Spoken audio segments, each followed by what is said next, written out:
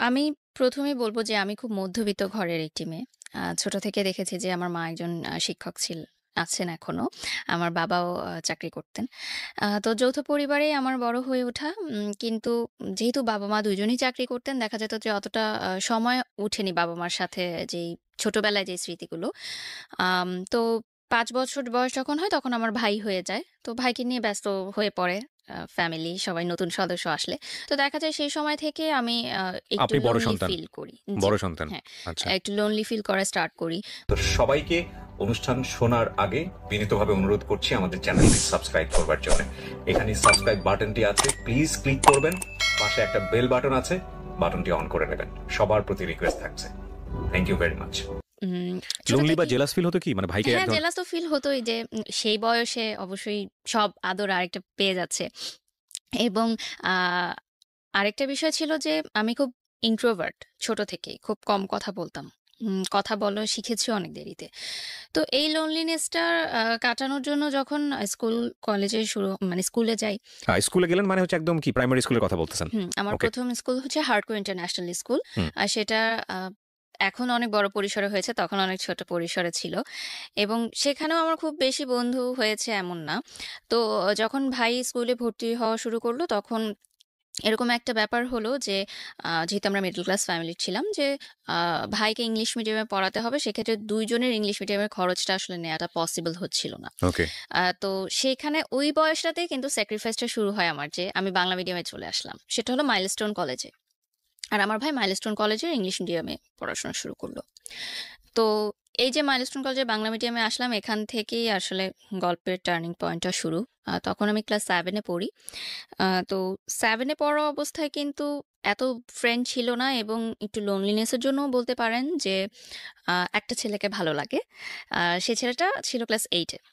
ওকে। তো আমি আ ওই সময় কিন্তু আমাদের এতটা এভেইলেবল ছিল না ছেলেমেয়েদের কথা বলা বা ছেলেমেয়েরা বন্ধু হবে এরকম। মোবাইলও ছিল না আমাদের সবার হাতে, Facebook এত সোশ্যাল মিডিয়া ছিল না। তো সেই সময় ক্লাস 7 এ থাকতেই আমি ক্লাস 8 এ পড়া একজন সিনিয়র ভাইয়াকে প্রপোজ করি। এবং ইউ প্রপোজ? হ্যাঁ, এত আমি ইন্ট্রোভার্ট প্রপোজ একজন করি। মানুষ? হ্যাঁ, কিন্তু ভালোবাসার দিক থেকে আমার মনে হয়েছে যে আমি আগে জানাবো তাকে। মানে যে সায়েন্স বিল্ডিং এর সামনে আমাদের একটা আছে ওখানে সবাই বাসে উঠতো এসে সব সেকশন থেকে এসে। হ্যাঁ। তো আমিও কলেজ বাসে যাওয়া আসা করতাম, সেও কলেজ বাসে যাওয়া আসা করত।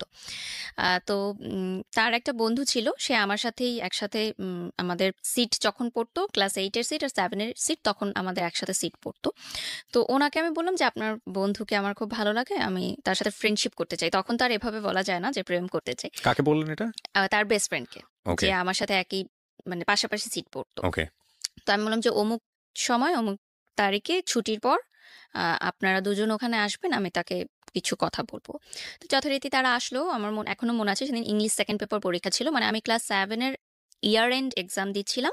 আর উনারা বৃত্তি কোচিং এর পরীক্ষা দিচ্ছিল। মানে সামনের বৃত্তি পরীক্ষা। তো আসার পর আমি বললাম যে, আপনাকে আমার অনেক ভালো লাগে। আমি আপনার সাথে ফ্রেন্ডশিপ করতে চাই।" ফার্স্ট এ জাস্ট ফ্রেন্ডশিপই ছিল। বাট আমার দিক থেকে সেটা প্রেম ছিল। বাট আমি জানতে চাচ্ছিলাম যে সে আমার সাথে কথা বলতে কমফোর্টেবল কিনা। কারণ সেও খুব ইন্ট্রোভার্ট একটা ছেলে ছিল। তো ওর রিপ্লাই কি ছিল? আম আমি ভেবে দেখব, ঠিক আছে কথা বলব। তার কোনো মেয়ে ফ্রেন্ডও ছিল না ওই বয়সে। আপনার ওর কি ভাল লেগেছিল? আমার ভালো লেগেছিল যেটা যে মাইলস্টোনের ছেলেরা সেই সময় অনেক দুষ্ট ছিল। আচ্ছা। অন্যান্য কলেজের তুলনায় এবং অনেক দুষ্টুমি করত। তো সেই ছেলেটার যে একটা বিষয় ছিল যে আ একটা ক্যাপ পরে আসতো এবং নিচে তাকিয়ে থাকতো এবং কোনো দিকে তাকাতো না সে। মানে কোনো মেয়ের দিকেও তাকাতো না, কোনো মেয়ের সাথে কথাও বলতো না। সো এই জিনিসটা আমাকে খুব ক্যাচ করেছে যে ডিফারেন্ট ছিল। একটু ডিফারেন্ট ছিল এবং আমার মনে হচ্ছে যে আমার সাথে যায় ইন্ট্রোভার্ট এবং খুব পরিমিত হাসতো, পরিমিত কথা বলতো। এগুলো তার পার্সোনালিটিটা আমার ভালো লেগেছে এবং অবশ্যই দেখতে অনেক সুন্দর ছিল। হুম, হুম। সেটাও একটা সেই বয়সে আসলে যেটা হয়। দেখতে সুন্দরটাই লাভ এট ফার্স্ট সাইট আরকি। হ্যাঁ। ইভেন আমি যখন তাকে প্রপোজ করি আমি জানতামও না তার নামটা কি। পরবর্তীতে আমি জানতে পেরেছি তার নাম কি, তার পরিচয় কি ওকে। এভরিথিং। তো এভাবে কথা হতে থাকে তখন কিন্তু মোবাইল ফোন যেহেতু ছিল না টিএনটিতে আমরা প্রেম করতাম। হুম। তো কয়েক মাস লাগে তাকে আমার প্রেম, ভালোবাসা এই জিনিসটা বোঝাতে। আপনি নিজেও তো বুঝতেন না। বুঝতাম না কিন্তু ফ্রেন্ডশিপের চেয়ে যে একটু বেশি এটা ভালো হ্যাঁ। লাগাটা, ভালোবাসাটা হুম। এই বিষয়গুলো শেয়ার করা। তো একদিন কথা বলছিলাম এরকম ফোনে আমার আরেকজন শুনলো যেহেতু আমরা যৌথ পরিবারে ছিলাম সে মাকে বলল যে এরকম আমি কথা বলি একজনের সাথে। তো বাসায়ও মারধর। স্বাভাবিকভাবেই ছেলের বাসায়ও ফোন দিল আমার বাসা থেকে। তো তারপর যেটা সিদ্ধান্ত হলো যে স্কুল থেকে আমাকে বলল যে, "যদি তুমি ক্লাস 8 এ অ্যাডমিশন নিতে চাও তোমার ফ্যামিলিকে ডাকতে হবে।" যেহেতু এরকম একটা বিষয় জানাজানি হলো এবং অন্য স্টুডেন্টরাও তখন গিয়ে বলল যে, "হ্যাঁ, আমরা তো জানি ওদের মধ্যে এরকম প্রেম চলছে।" মানে তখন কথা লাগায় এরকম হয় না? যে অন্যরাও এই কথাগুলো বলল।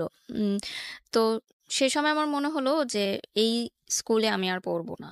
এবং ছেলেটার জন্যও অনেক কষ্টকর ছিল যে ও বলল যে, "না, আমি তোমার সাথে আর কথা বলব না। আ আমাকে প্রচুর মানুষজন অনেক কথা জিজ্ঞাসা করছে, টিচাররা অনেক কথা জিজ্ঞাসা করছে, বাসায় সমস্যা, আমি সম্পর্ক রাখতে চাই না।" তো যাই হোক আমি সে বলল যে সে স্কুল ছেড়ে দিবে এবং সে গাজীপুরে থেকে আসতো উত্তরাতে মাইলস্টোনে এবং গাজীপুরে তখন এত ভালো শিক্ষা প্রতিষ্ঠান ছিল না। তো সে অনেক কষ্ট করে যাতায়াত করে এখানে আসতো। তো আমি বললাম যে, "ঠিক আছে তাহলে তুমি এখানে পড়ো, আমি চলে যাচ্ছি। আবার স্যাক্রিফাইস। হ্যাঁ, যদি এত সমস্যা হয়।" তো আমি চলে আসলাম স্কুল ছেড়ে আ শহীদ আনোয়ার গার্লস কলেজে। আমার মা শহীদ আনোয়ার গার্লস কলেজের টিচার। তো ওখানে আসার পর আরেকটা যে ধাক্কাটা খেলাম যে যেহেতু ওটা অনেক স্ট্রিক্ট ছিল স্কুলটা, আমাকে বলল যে যেহেতু বাহিরের স্কুল থেকে এসেছে তো সায়েন্স, কমার্স কিছুই দেওয়া যাবে না। সে চাইলে আর্টসে ভর্তি হতে পারে। আর যদি সে সায়েন্স, কমার্স চায় তাহলে আবার পুনরায় তাকে মানে ক্লাস 8 এ পড়তে হবে। তারা বলল যে আবার তো আমি তো আরেকটা ইয়ার লস দিব না। আমার মাও সেটা চাচ্ছিলেন না। তো যেভাবেই হোক আমি মানবিক শাখায় ভর্তি হলাম। এবং আপনার টার্গেট কি ছিল? সায়েন্স নিয়ে পড়া না হ্যাঁ, কমার্স? অবশ্যই সবারই সেটাই ইচ্ছা ওহো! থাকে সায়েন্স নিয়ে পড়ার। তো ১ বছর ইয়ার লসের চেয়ে আমি চিন্তা করলাম যে আর্টস নিয়েই পড়ি। ইটস আপনার ওকে। এমনিতেই কোনো লাইফের এম ছিল যে ডাক্তার হব, না, ইঞ্জিনিয়ার হব সেরকম কোনো সেরকম এম কিছু ছিল ছিল না। না? জাস্ট ইচ্ছা ছিল যে সবাই সায়েন্সে পড়ে বা কমার্সে পড়তাম এট লিস্ট, কারণ আমার মা কমার্সের টিচার ছিলেন। হুম। তো যাই হোক সেই সময় কিন্তু একটা বিষয় ছিল যে যারা সায়েন্স বা কমার্সে পড়তো তারা মানবিক শাখার ছাত্রীদেরকে একটু দুর্বল ছাত্রী মনে করত এবং সেখানে কিন্তু একটা হালকা বুলিং এরও শিকার হতে হতো। সবাইকে, নট অনলি মি। আমি নিজেও মানবিক বিভাগে পড়েছি। I know that.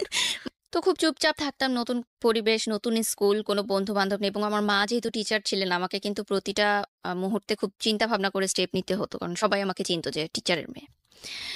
তো চুপচাপ থাকতাম এবং ওই সম্পর্কটা মিউচুয়াল আন্ডারস্ট্যান্ডিং এ ছেলেটা বলল যে সম্পর্ক এভাবে রাখতে পারবে না। তো আমি তাকে একটা রিকোয়েস্ট করি যে, "ঠিক আছে, আমি তোমার জন্য অপেক্ষা করব। তুমিও আমার জন্য অপেক্ষা করবে। আমরা কেউ কারো সাথে কনট্যাক্ট করব না। কিন্তু যখন আমাদের কনট্যাক্ট করার বয়স হবে, লাইক আমরা কলেজে উঠব, তখন আমি তোমার সাথে যোগাযোগ করব বা তুমি আমার সাথে যোগাযোগ।" কমিটমেন্ট এটাই ছিল। শেষ কথা এটাই হয় যে আমরা অপেক্ষা করব। আমি কিন্তু অপেক্ষা করতে থাকি এইদিকে। আমি কারো সাথেই কথা বলি না, তেমন কিছু হয় না। ওই যে বললাম যে তার একটা বেস্ট ফ্রেন্ড ছিল, সে আবার আমারও মিউচুয়াল ফ্রেন্ড ছিল। ওই ভাইয়ার মাধ্যমে মাঝে মধ্যে মাসে ১ বার এর হয়তো খোঁজ নিতাম যে সে ভালো আছে কিনা। আমি ভালো আছি এটুকু জানানোর জন্য। যেহেতু তখন মোবাইল এতটা ইজি ছিল না এবং উনার পার্সোনাল মোবাইল ছিল সেই সময়। হুম। দ্যাটস ওয়াই কথা বলা হতো। তো ইন দ্য মিড টাইম যখন ওরা এসএসসি পরীক্ষা দেয়, লাইক 10 এর পরে, আমি তখন ক্লাস 10 এ পড়ি।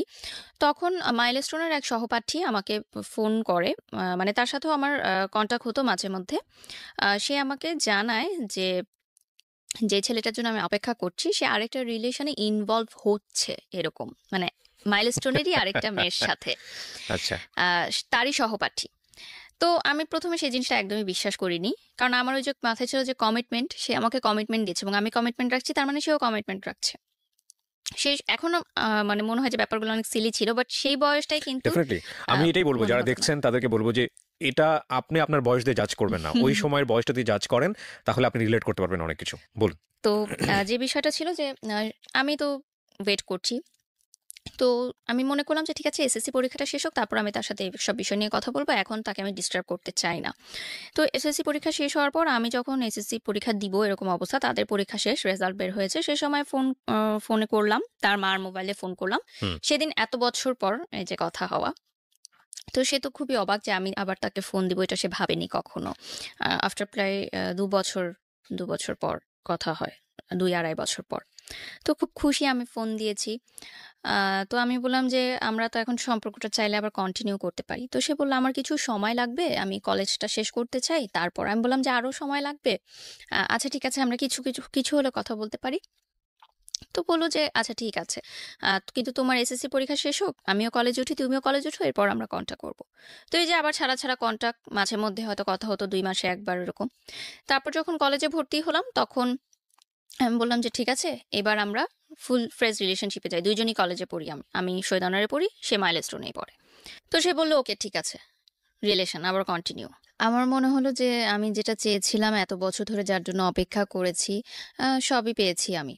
আমার আর কিছু পাওয়ার নেই এই জীবনে। তো শুরু রিলেশনশিপ। আ তো রিলেশনশিপ শুরু হওয়ার প্রায় ৬ মাসের মাথায় আমি জানতে পারি যে অন্যান্য সহপাঠীদের কাছ থেকে এবং ওর ফ্রেন্ড সার্কেলের মাধ্যমে যে তার মাইলস্টোন কলেজেও একটা রিলেশনশিপ আছে একটা মেয়ের সাথে এবং সেই মেয়েটা তারই ক্লাসমেট। হুম। আম তো এখন আমার সাথে যেহেতু তার কন্টিনিউ রিলেশন, সো আমি কিন্তু বুঝতে পারছিলাম না যে ব্যাপারটা কি হচ্ছে। সো আমি ভেবেছি যে হয়তো অনলি ফ্রেন্ডস, এটা হয়তো অন্যরা অন্যভাবে নিচ্ছে বা আমাকে হয়তো তারা কথা লাগানোর জন্য কিছু বলতে চাচ্ছে। তো আমি সেটা বিলিভ করি না।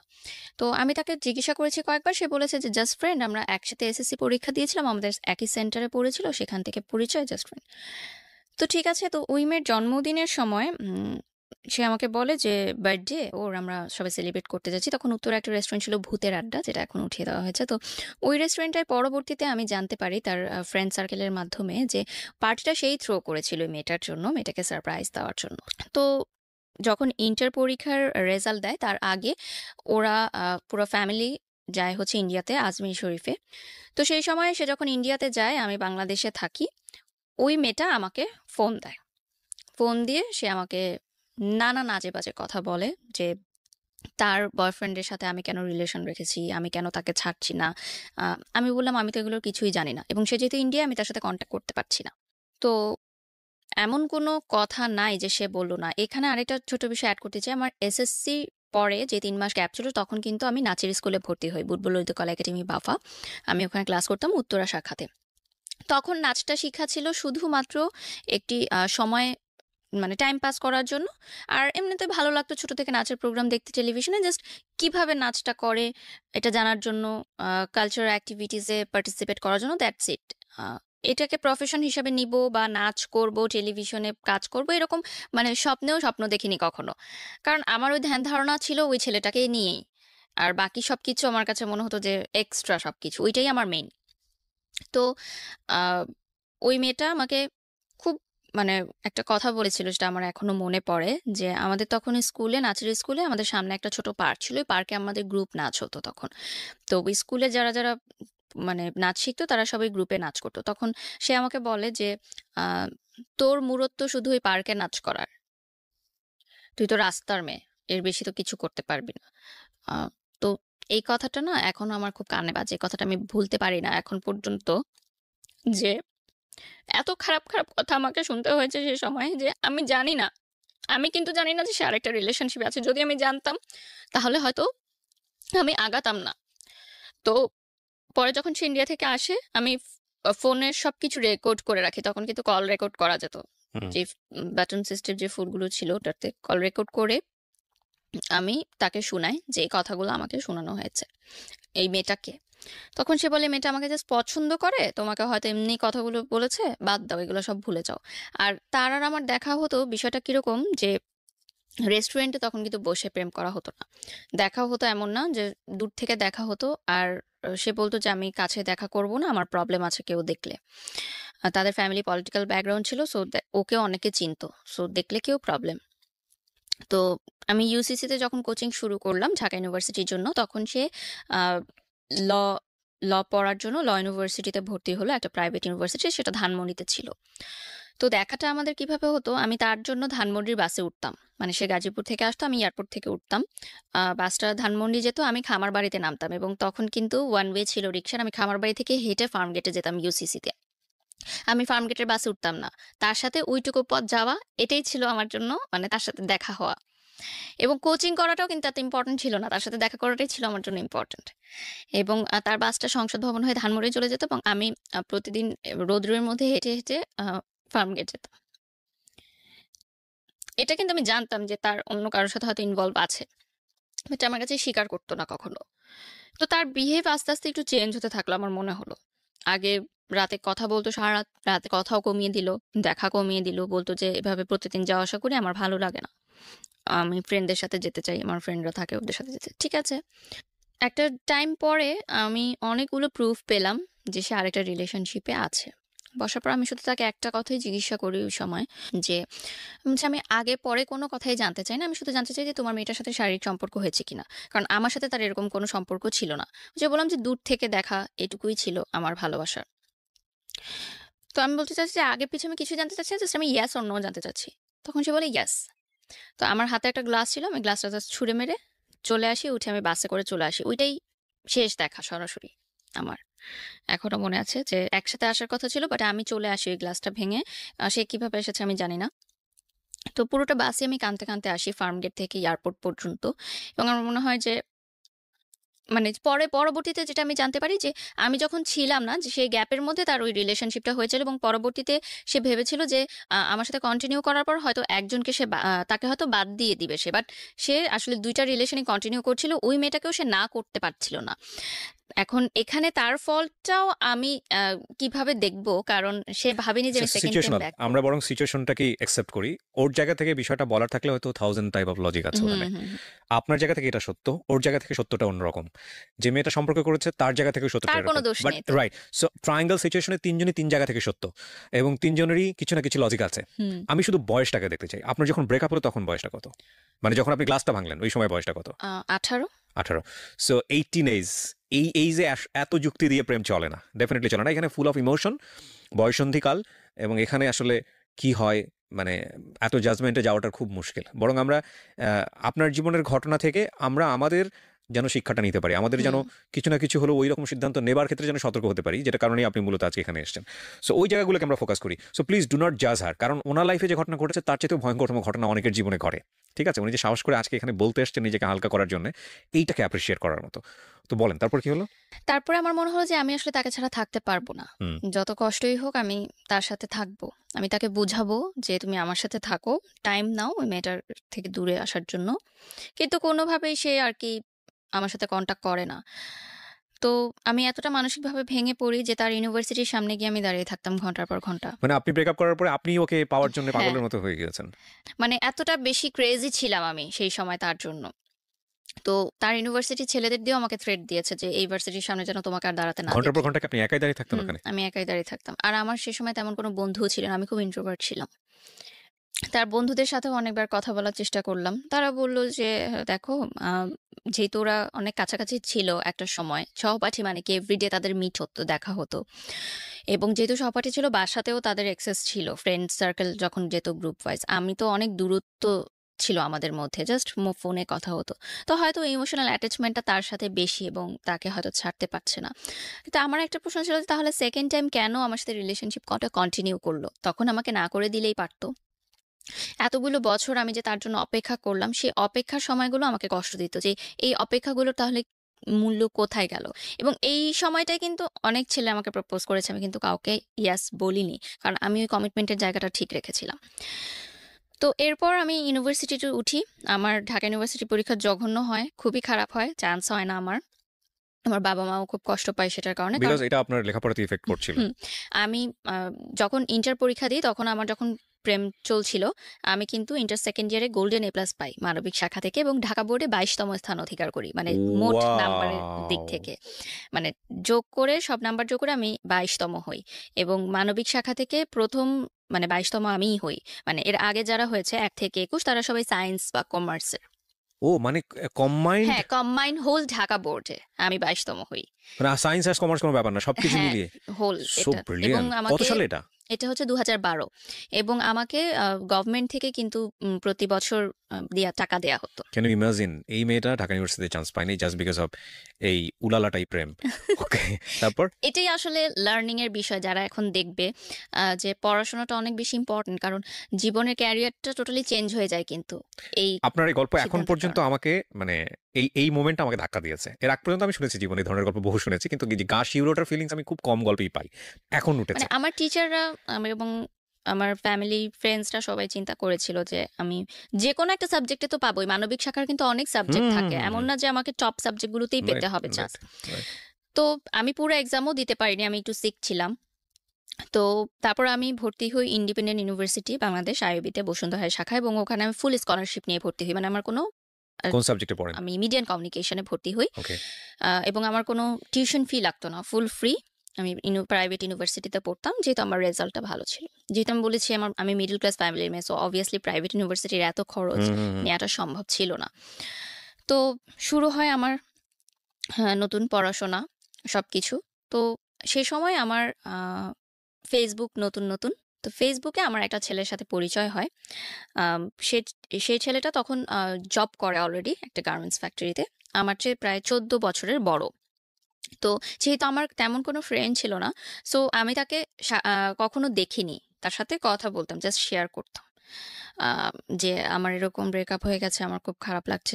ছেলেরাই মনে হয় খারাপ, সব ছেলেরা খারাপ, এরকমভাবে কথা-টথা বলতাম। তো আ একসময় সে বলে যে, "আমি তোমার সাথে দেখা করতে চাই।" তো দেখা করলাম, দেখলাম যে আমার চেয়ে অনেক সিনিয়র একটা ভদ্রলোক বলতে গেলে। তো আমার তার সাথে কথা বলতে ভালো লাগতো যে আমি কথাগুলো বলে হালকা হতে পারতাম। আর আমার তখনকার সেই সময় সমসাময়িক বান্ধবীরা সবাই কিন্তু প্রেম করছে, একদম চুটিয়ে প্রেম করছে। তো তাদের সাথে কিন্তু এই দুঃখের কথাগুলো কয়জন বা কতক্ষণ ধরেই বা শুনতে চায়। তারাও কিন্তু নিজেদের লাইফে ব্যস্ত এবং আ দিনের পর দিন কিন্তু কেউ শুনতে চাবে না। তো তার সাথে আমি শেয়ারিং গুলা করতাম। স্টিল নাও কিন্তু আমার ফ্যামিলি জানে না যে আমার পার্সোনাল লাইফে কি হচ্ছে। স্টিল স্টিল জানে না? জানে না। না, তাদেরকে আমি একটুও বুঝতে দেইনি। কারণ আমি খুবই চাপা স্বভাবের ছিলাম ছোট থেকে। তো নাচের ক্লাসও চলছে, কন্টিনিউ নাচের ক্লাসের মতো চলছে। টুকটাক অনুষ্ঠান করছি। আমি বাংলাদেশ টেলিভিশনে আমার বিতর্ক করতাম, কুইজ প্রতিযোগিতা, এবং জাতীয় পর্যায়ে আমার বিভিন্ন পুরস্কারও আছে। আ সেটা ২০০৮ থেকে বাংলাদেশ টেলিভিশনে করি। তো ইউনিভার্সিটিতে উঠার পর আমার কিছু ফ্রেন্ড হয় ইউনিভার্সিটিতে ১ম। আ তারা বুঝতে পারে যে আমি মেন্টালি ওকে না। মানে হঠাৎ কান্না করে ফেলি। হঠাৎ কোনো নিউ রিলেশনশিপ কাপলকে দেখলে আমার খুব খারাপ লাগে, যেটা হয় ব্রেকআপের পর। এবং তাকে আমি ভুলতে পারছিলাম না কোনোভাবেই। মানে আমার মনে হচ্ছিল যে জিনিসটা আমার, সেটা চোখের সামনে দিয়ে আরেকজন নিয়ে চলে যাচ্ছে। এটা আসলে মানা যায় না। তো আমার মনে হলো যে উম আমি আসলে এই মানসিক চাপটা নেওয়ার জন্য প্রস্তুত না এই বয়সে। তো আমার মনে হলো যে আমি আর বেঁচে থাকতে চাই না। কারণ আমি আসলে এটা দেখতে পারব না যে আমার ভালোবাসার মানুষটা অন্য কারো সাথে আছে। ইন দ্য মিড টাইম ওই মেয়েটাও কিন্তু আমাকে কন্টিনিউয়াস থ্রেট দিতে থাকে যে, "আমার বয়ফ্রেন্ডের সাথে তুমি দেখা করবা না, তাকে কোনো ফোন করবা না।" কারণ আমি তাকে ডেইলি ফোন করতাম, মেসেজ করতাম।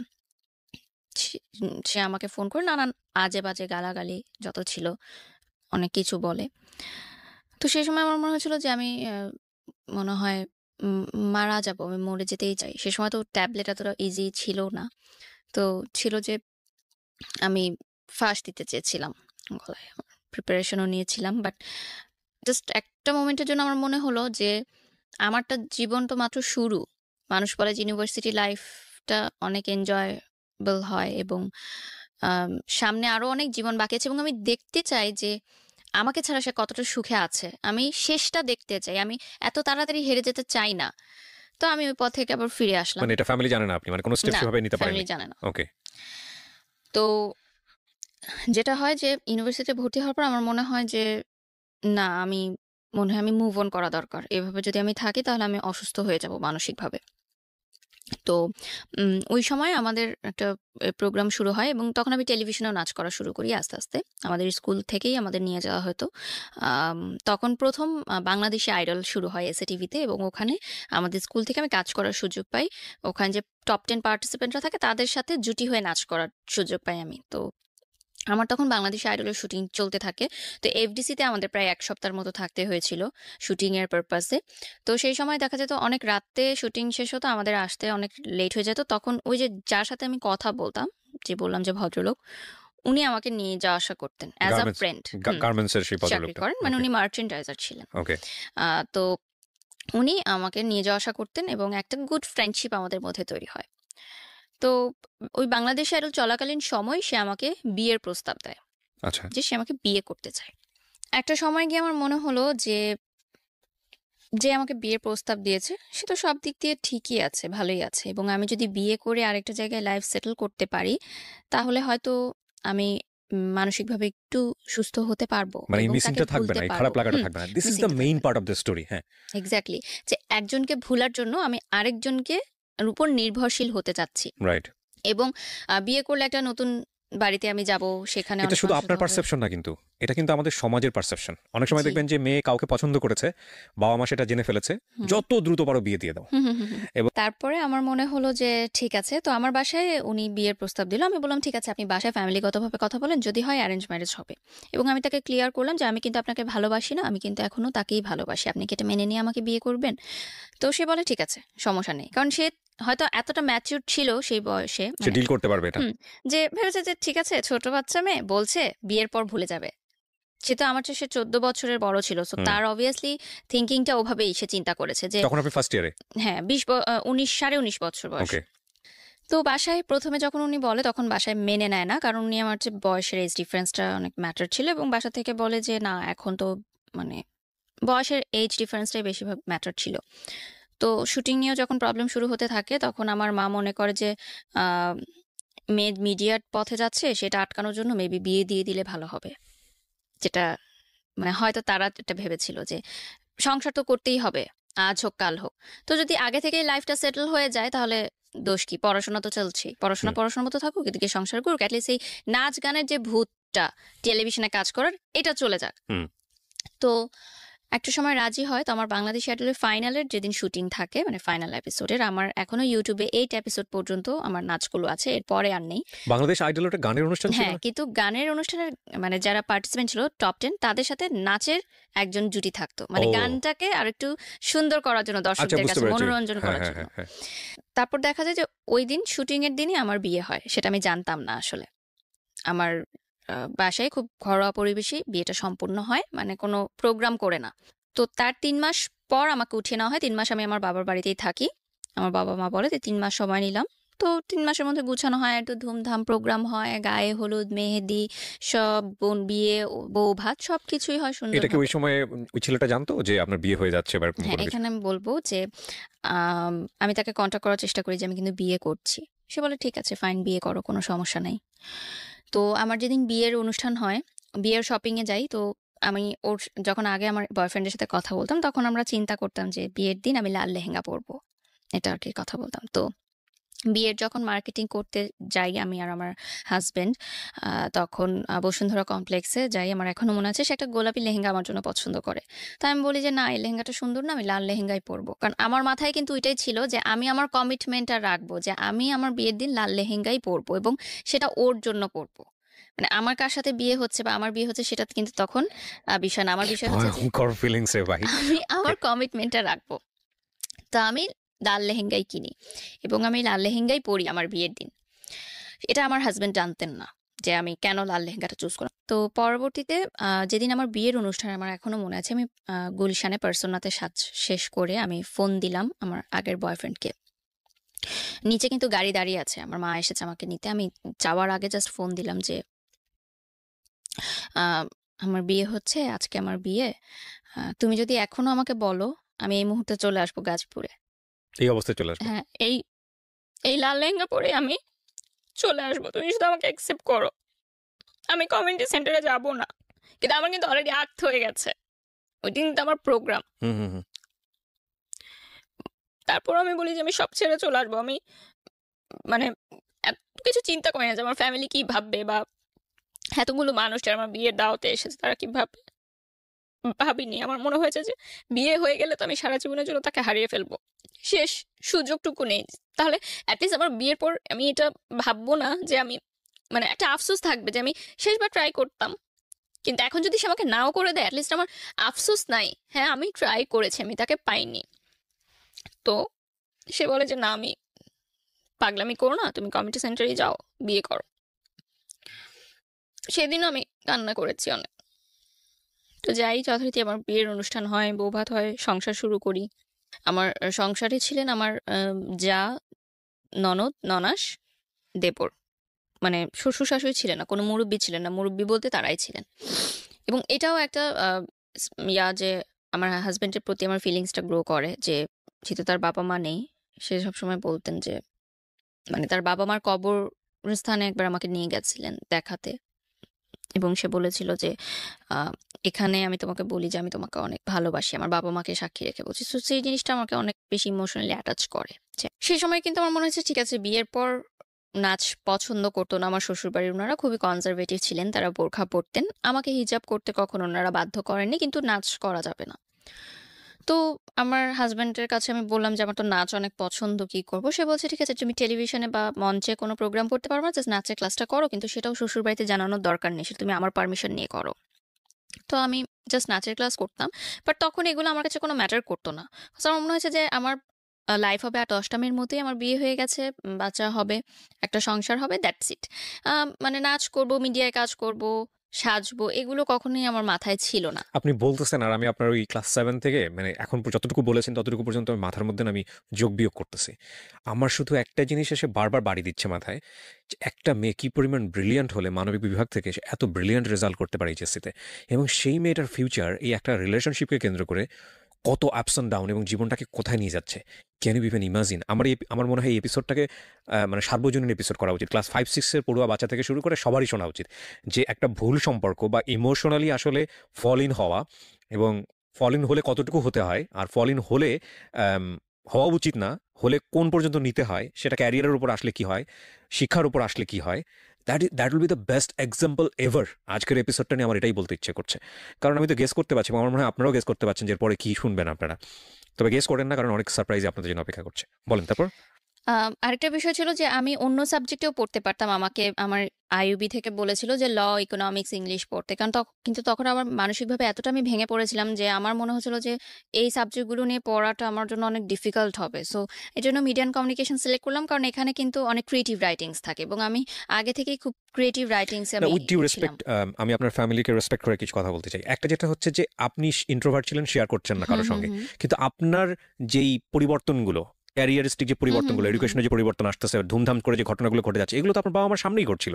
তারা কেন স্টেপ নিচ্ছিল না? তারা কেন আপনার সঙ্গে বসে ফ্রি হচ্ছিল না যে বাবা তুমি শেয়ার করো আমার সঙ্গে কি হচ্ছিল? এত ফ্রি না আমার ফ্যামিলি, কখনোই ছিল না এত free. That's your bad luck, মানে ডেফিনেটলি ব্যাড লাক। হয়তো ওকে, হতে চলেন পারেনি। তারপর কি হলো? বিয়ে হলো। তো বিয়ের পর আমাকে চিটাগং নিয়ে যাওয়া হয়। আমার শ্বশুরবাড়ি চিটাগং ছিল।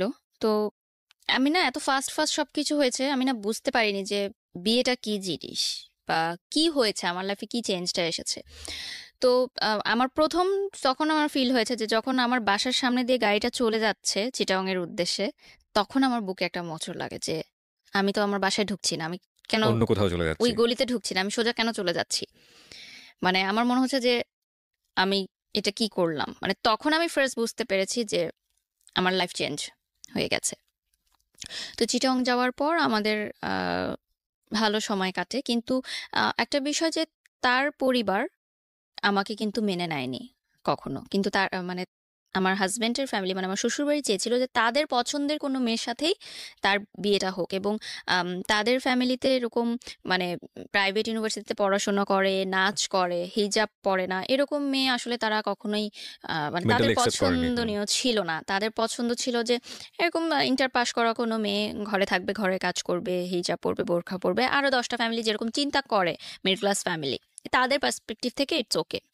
তো একটা সময় গিয়ে পর আমার শ্বশুরবাড়ি থেকে জানাজানি হলো যে আমি নাচের ক্লাস কন্টিনিউ করছি। তো সেখানে আমার জামাইকে বলা হলো যে নাচের ক্লাস সে কন্টিনিউ করতে পারবে না। তো আমার হাসব্যান্ড বলল যে নাচ করা যাবে না, ক্লাসও করা যাবে না। তো বন্ধ, আমার নাচ ওখানেই শেষ। আমি বলে আসলাম বাফায় যে আমি আর আসতে পারবো না স্যার ক্লাস থেকে।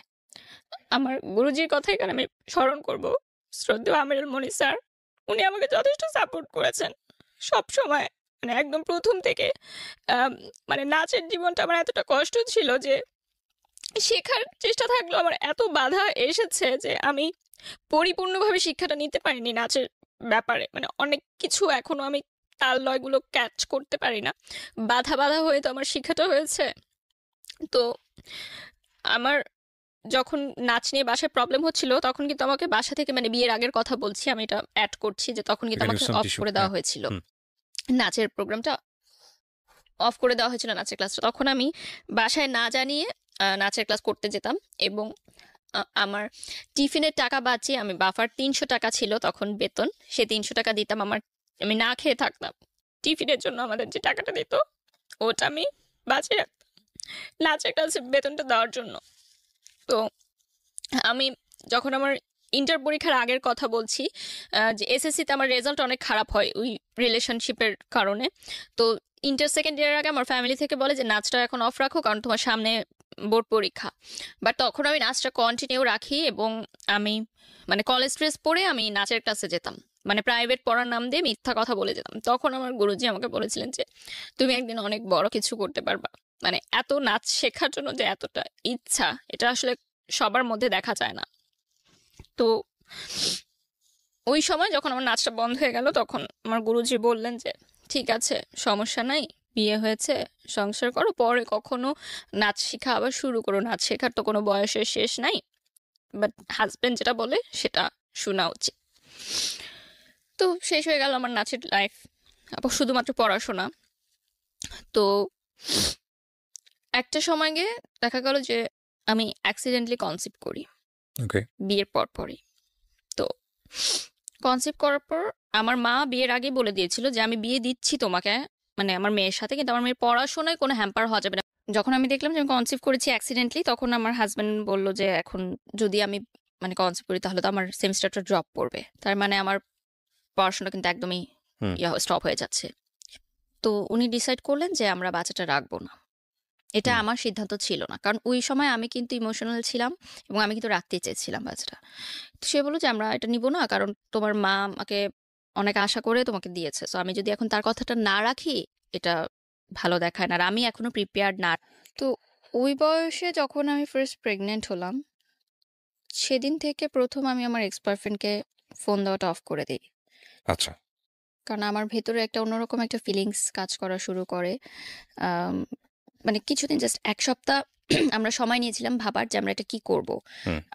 মানে আমরা কি মেন্টালি প্রিপেয়ার্ড এই বেবিটার জন্য নাকি না? তো সেই ১ সপ্তাহের মধ্যে আমার মানসিকতা টোটালি চেঞ্জ হয়ে যায় যে, না, আমার লাইফ চেঞ্জ হয়ে গেছে। আমি আরেকজনের বাচ্চার মা হচ্ছি। সো আমি তাকে ফোন দিব না আর। এটা তাহলে আমার বাচ্চার সাথে অন্যায় করা হবে। সেদিন থেকে আমি ডিসিশন নেই যে আমি তার সাথে আর কোনো কন্টাক্ট করব না, এবং আমি কন্টাক্ট করিও না, টোটালি অফ করে দিই। তো আমার হাজব্যান্ড একটু রাগী ছিলেন ১ম থেকেই। অফিসের প্রেশারে থাকতেন, এজন্য হয়তো রাগ করতেন। তো আমি একদিন ১ম বলি যে আমাদের ইউনিভার্সিটি যে তখন ফ্ল্যাশ মবের একটা ট্রেন্ড শুরু হয়। তো ফ্ল্যাশ মবে আমাকে, যেহেতু আমি আ নাচ নাচ করতাম, এটা জানতো ইউনিভার্সিটিতে অনেকে। তো তারা বলে যে ফ্ল্যাশ মবে আমি সামনে দাঁড়াবো, আমার একটা অ্যাক্ট করতে হবে। তো আমি আমার হাসব্যান্ডকে বাসায় বলি। তো সেদিন ১ম সে আমার গায়ে হাত তোলে। এই নাচকে কেন্দ্র করে? হ্যাঁ, মানে গায়ে হাত তুলে যে, "নাচ মানা করার পরও কেন তুমি ভার্সিটিতে এটা জানালে, এবং তোমাকে কেন বলল ফ্ল্যাশ মবের জন্য? মানে তোমাকে বলল কেন? মানে আমি তো মানা করেছি এটা।" বিয়ের আগে কি আপনি এই বিষয়গুলো নিয়ে কথা বলেননি তার সঙ্গে, যে আমার নাচ বা আমার অন্যান্য জায়গাগুলো না, এগুলো, এত ফাস্ট সবকিছু হয়েছে যে মানে আপনি এই বিষয়গুলো নিয়ে কথা বলতে কথা পারেননি? বলা হয়নি। বা তখন এই বিষয়গুলো উঠেনি আসলে। তার পরিবারে যাওয়ার পরে আমি বুঝতে পেরেছি, বা তার পরিবার থেকে আমাকে বলেছে যে এরকম করা যাবে না। তো যেদিন ফ্ল্যাশ মবের রেকর্ডিং হয়, সবাই রেডি ছিল। তো আমার ফ্রেন্ডরা, আমার ইউনিভার্সিটির ফ্রেন্ডরা আমাকে সমানে ফোন দিচ্ছে যে, "দোস্ত তুই কই? সবাই তো তোর জন্য ওয়েট করতেছে।" তো আমি বলছি, "আমি একটু অসুস্থ, আমি আসতে পারব না।" কারণ আমি এই ডোমেস্টিক ভায়োলেন্স এর বিষয়গুলো আমি তো অবভিয়াসলি ভার্সিটির ফ্রেন্ডদেরকে তখন বলব না। আমি বললাম, "আমি অসুস্থ, আমি আসতে পারব না।" ওইদিন আমার ক্লাস ছিল এবং আমার মনে আছে আমার পরীক্ষাও ছিল। আমি অ্যাটেন্ড করিনি। শুধুমাত্র কারণ আমি অ্যাটেন্ড করলে আমাকে তো ফ্ল্যাশ মবে অ্যাটেন্ড করতে হবে এবং আমাকে বলতে তো হবে যে আমি কেন করছি না। সো আমি যাইনি ওইদিন ইউনিভার্সিটিতে। ওইদিন থেকে শুরু হয় আমার ডোমেস্টিক ভায়োলেন্স এর যে বিষয়টা। তো এরপর থেকে আমার শ্বশুরবাড়ি থেকে নানানভাবে আমাকে বিভিন্ন কথাবার্তায় মানসিক নির্যাতন করা হতো। বিভিন্ন ছোটখাটো কথাতেই। যে যেহেতু রান্না পারতাম না, আমি ট্রাই করতাম, বাট ওই বয়সটা তো অতটা আমি পারতাম না হয়তো, বা এত কিছু বুঝতাম না যে কার সামনে কি বলতে হবে বা কিরকম। তো এই বিষয়গুলো নিয়ে আমার শ্বশুরবাড়িতে অনেক কমপ্লেইন ছিল আমার নামে। এবং বিয়ের বিয়ের ১ম দিন সকালবেলা মিষ্টি জাতীয় কিছু মনে হয় বানাতে হয়, এটাও আমার জানা ছিল না। করেন লাগে? মানে সত্যি করতে হয়? হ্যাঁ, করতে হয় নাকি? হয়তো এটা দেশ ওয়াইজ হয়তো ডিফারেন্ট থাকে। চিটাগং এ হয়তো, বা আচ্ছা, অন্য আচ্ছা। কোনো ইয়েতে, বা এটা তো অনেকের ফ্যামিলি ট্র্যাডিশন থাকে। তো আমি সেরকম যেহেতু কিছু করিনি, আমি এইজন্য হয়তো অনেক কথা আমাকে বলে। মানে they are not happy with me. Okay. এবং তারা আমার ফ্যামিলি নিয়েও অতটা হ্যাপি ছিল না। একটা টাইমে আ তাদের ফ্যামিলি থেকে একজন বলে, আমি নাম মেনশন করব না, যে এখানে কারোর নামই আমরা এখন পর্যন্ত হুম, মেনশন করিনি, রাইট? ইন-লস থেকে একজন বলে যে আমার ফ্যামিলি থেকে তো তারা যে সম্পত্তি আছে আমার নামে বা কিছু যদি দেয়, তো সেটা দিয়ে তো আমার হাসব্যান্ড একটা বিজনেস করতে পারে। কেন সেটা দিচ্ছে না? মানে তারা চাইলেই তো তাদের জামাইকে অ্যাফোর্ড করতে পারে। যদিও আমার ফ্যামিলি মিডল ক্লাস ছিল, তারপরও যে সম্পত্তিগুলো থাকে জমি জমা আসলে বিষয়াদি। তো এই বিষয়টা আমি আমার ফ্যামিলিতে জানাই এবং আমার ফ্যামিলি সেটা মানে বলে যে এটা তো ঠিক না যেটা তারা বলছে আমাকে। তো যাই হোক, এই টাইমের মধ্যেই আমার হাজবেন্ড ফার্স্ট স্ট্রোক করে। স্ট্রোক করে? হ্যাঁ, মাইল্ড স্ট্রোক করে। এটা একটা মানে কাজের প্রেশারেই হতে পারে, বা ফ্যামিলির প্রেশারেও হতে পারে। হ্যাঁ। আমার সাথে কোনো সমস্যার কারণে না, মানে কোনো ঝামেলার কারণে না। সুস্থ মানুষ ছিল, হঠাৎ রাতে মানে তার হাই প্রেশার ছিল অনেক, এটার কারণে হতো। তো ইউনাইটেড হসপিটালে তাকে নিয়ে যাওয়া হয় এবং সেদিন সে আমার বাসাতেই ছিল, মানে আমার মায়ের বাসাতেই ছিল। আমরা নিয়ে যাই তাকে হসপিটালে। তো আইসিইউতে সে ছিল 2 রাত। তো সেই বয়সে আসলে এত কিছু বুঝে ওঠার আগেই মানে এরকম ছিল যে সে বেঁচে ফিরবে কি না জানি না। আইসিইউতে গেলে যেটা হয় আর কি, এবং স্ট্রোক করেছে সে এবং খুব ভালোভাবে। আমার এখনো মনে আছে ওই দিন আমি মানে ইউনাইটেডের আইসিইউ সামনে তো মানে বসার কোনো প্লেস নেই, আমি সিঁড়িতে বসেছিলাম সারা রাত, মানে রাত 12:30 1টার দিকে ঘটনা। আমি ভোর পর্যন্ত আমি বসেছিলাম এবং মানে আমি জানি না যে কি হবে। এবং আমার তখন ফার্স্ট টাইম মনে হয়েছে যে আমার লাইফটা কিরকম হওয়ার কথা ছিল। আমার সাথে যে ফ্রেন্ডরা তারা এখন ফুচকা খাচ্ছে, প্রেম করছে, মুভি দেখতে যাচ্ছে, গান শিখছে, ফ্রেন্ডদের সাথে হ্যাং আউট করছে, সুন্দর সুন্দর কাপড় পরছে। আমি আইসিইউর সামনে এইভাবে বসে আছি। এটা তো আমার লাইফ হওয়ার কথা ছিল না। আমি তো আমার লাইফটা কিভাবে দেখতে চাইনি, এবং সেটা আমার ভুলের জন্যই। কিন্তু আমি কিন্তু কাউকে ব্লেম করতে পারবো না যেটা তাদের ভুলের জন্য। আমার লাইফ কিন্তু আজকে আমার ভুলের জন্যই এমন। তো ভোরের দিকে আমার দেবর এসে আমাকে একটা জুস কিনে দিল, জুস খেলাম, কারণ আমি নিজেও অসুস্থ হয়ে যাচ্ছিলাম আসলে ওই সময়টায়। তো যাই হোক, দুপুরের দিকে ডক্টর আসে, ইউনাইটেডের 2টার সময় ডক্টর আসে আবার দুপুরবেলা চেক আপ করার জন্য। তখন বলে যে আপনার হাজব্যান্ড ঠিক আছে, কারণ কোনো চিন্তার বিষয় নেই, ওনাকে আমরা এইচডিআর বা কি যেন একটা বলে ওখানে ট্রান্সফার করে দিচ্ছি, কালকে ডিসচার্জ হয়ে যাবে। তো গেল আরেকটা ধাক্কা গেল আমার লাইফের উপর দিয়ে। তার কয়েক মাসের মধ্যেই আমার হাজবেন্ডের আরেকটা জটিল রোগ ধরা পড়ে এবং সেটা বেশ জটিল ছিল। আমি এখন বলতে পারবো না, হয়তো স্ক্রিনে তার হয়তো কোনো ক্ষতি হোক, না ঠিক আছে, আমরা জানতে চাই না। যেটার কারণে তার খাওয়া দাওয়ার অনেক রেস্ট্রিক্টেড হয়ে যায় এবং এটা বাই জেনারেশন ছিল এই রোগটা। তো দেখা যায় যে খুব পরিমিত হয়ে যায় তার লাইফস্টাইলটা, এবং একটা অপারেশন হয়, মেজর অপারেশনের পর তার বেশ কয়েকদিন বেড রেস্টে থাকতে হয়। তো তখন কিন্তু একটা ডিস্টেন্স ক্রিয়েট হয়, মানে হাজব্যান্ড ওয়াইফের যে রিলেশনটা থাকে সেটার ব্যাপারে ডিস্টেন্স ক্রিয়েট হয় প্রায় 1 বছর এর মতো ছিল 1 year? সেটা। 1 ইয়ার। এবং এমনও ছিল না যে এর আগেও খুব বেশি মানে ভালো ছিল, সুখকর ছিল ওই লাইফটা।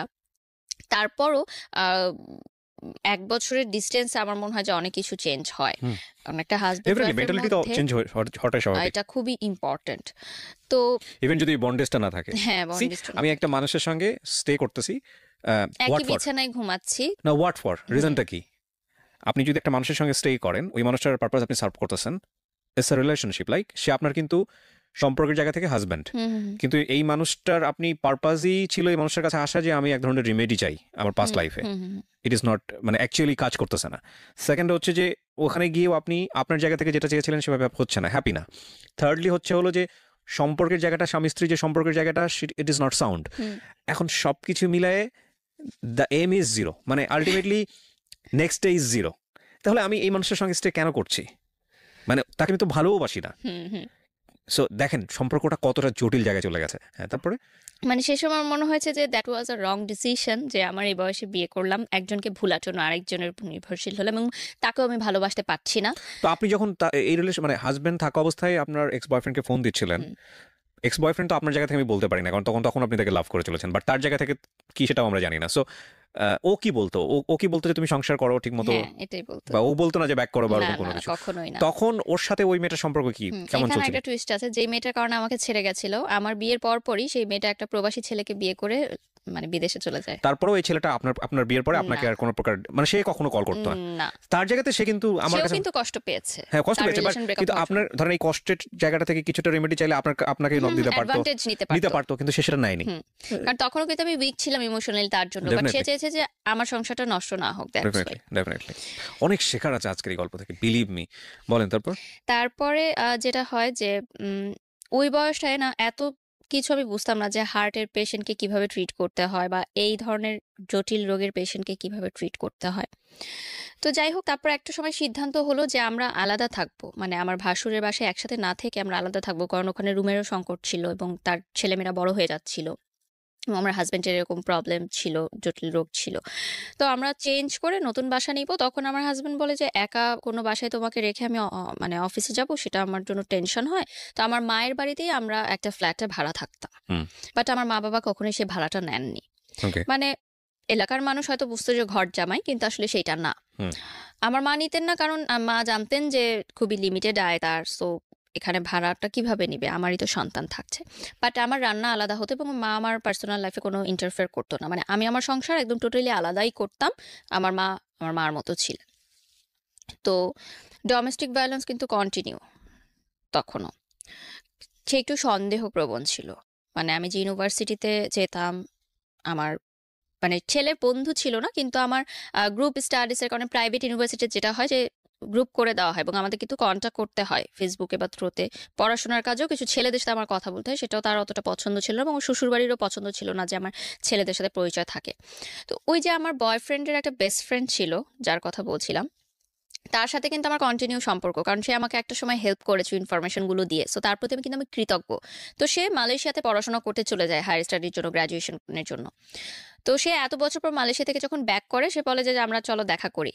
তাকে আমি জাস্ট ভাই ডাকতাম এবং সে আমাকে ছোট বোনের মতোই করতো।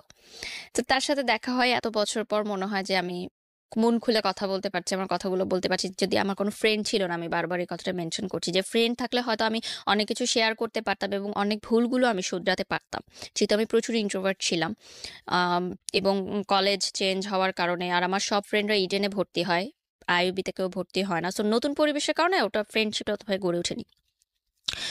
তো তারপর যেটা হয় যে আমার শ্বশুরবাড়ি থেকে বলে যে আমি প্রাইভেট ইউনিভার্সিটিতে পড়তে পারবো না, পড়লে আমাকে কোনো সরকারি কলেজে পড়তে হবে। না, কিন্তু আড্ডার জায়গায় ছিলেন আপনি, ছেলেটার সঙ্গে আপনি আড্ডা দিবেন বা হ্যাঁ, দেখা ওটা করবেন। বলছি। তো হ্যাঁ। এই কথাগুলো আমি তাকে বলি যে আমার শ্বশুরবাড়ি থেকে আমার নাচ বন্ধ করে দিয়েছে, এখন আমার পড়াশোনা নিয়েও প্রবলেম করছে। কিন্তু ভাইয়া সবসময় বলে যে না, এখন তোমার বিয়ে হয়ে গেছে, এখন তোমাকে অনেক কিছু মেনে চলতে হবে, তুমি এভাবেই চলো।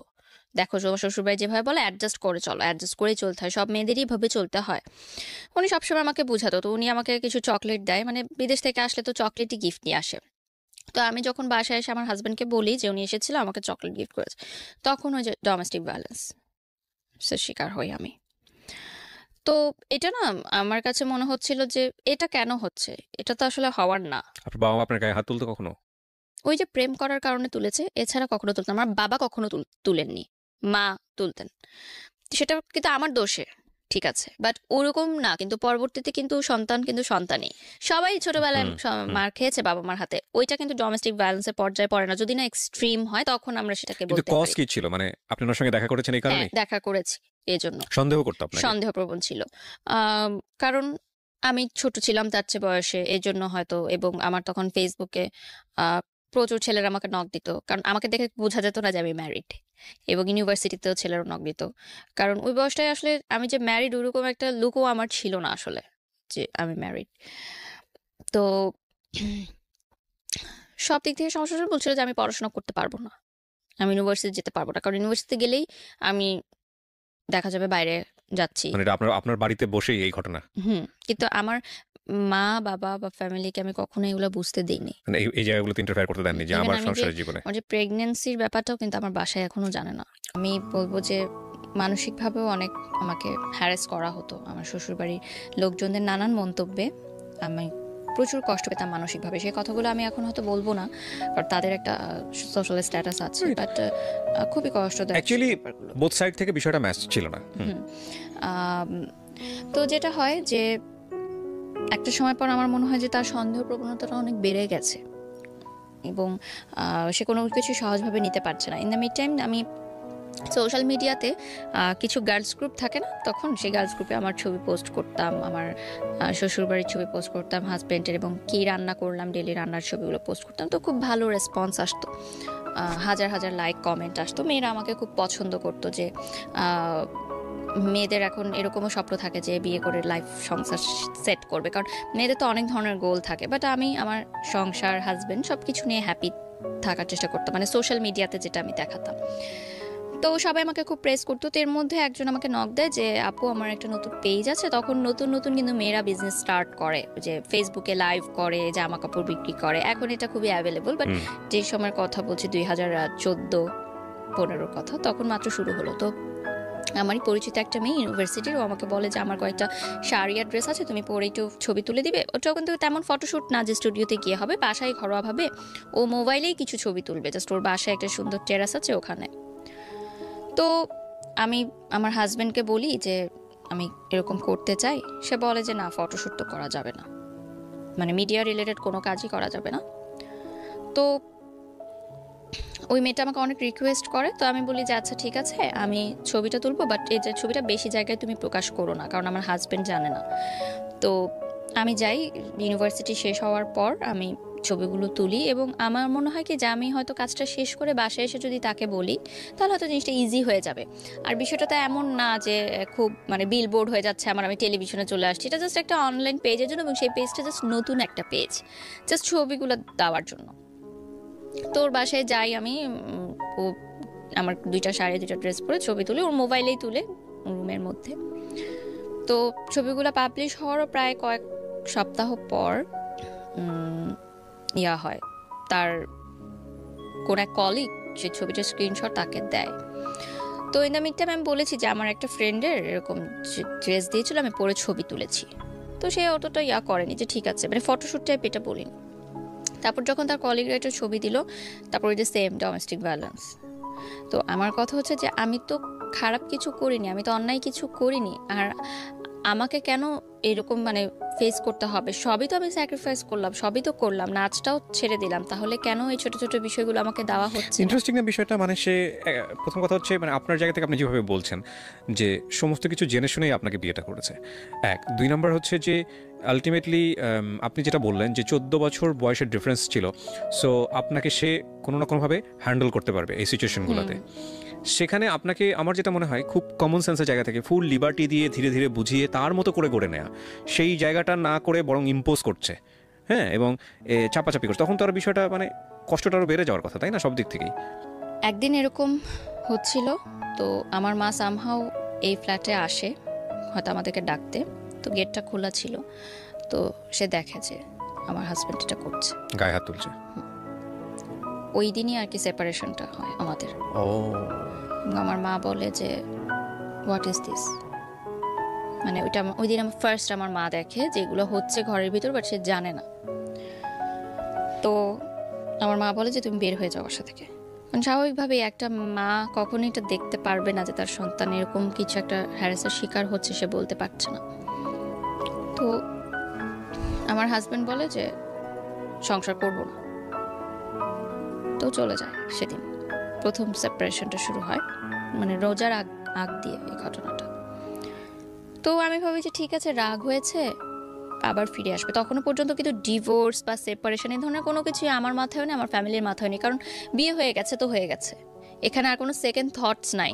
মার খেলেও তোমাকে থাকতে হবে এই ঘরে, এবং হোয়াট এভার ইট ইজ তোমাকে এইখানেই থাকতে হবে, যেটা আমার না, বাংলাদেশের বেশিরভাগ মেয়েদেরই এটাই মানসিকতা। এবং আমি তো দেখি এখন, যেহেতু আমি সোশ্যাল মিডিয়াতে অনেক অ্যাক্টিভ, দেখি যে আমাদের বাংলাদেশে হাজার হাজার ঘরে মেয়েরা ডোমেস্টিক ভায়োলেন্সের শিকার হয় এবং তারা কিছু বলতে পারে না, দ্যাটস ওয়াই তারা সেটা মুখ বুঝে সহ্য করে। এবং আরেকটা কথা যে ইকোনমিক্যাল ডিপেন্ডেন্সি থাকে না তাদের, যেটা সেই সময় আমারও ছিল না, আমি কিন্তু স্টুডেন্ট ছিলাম।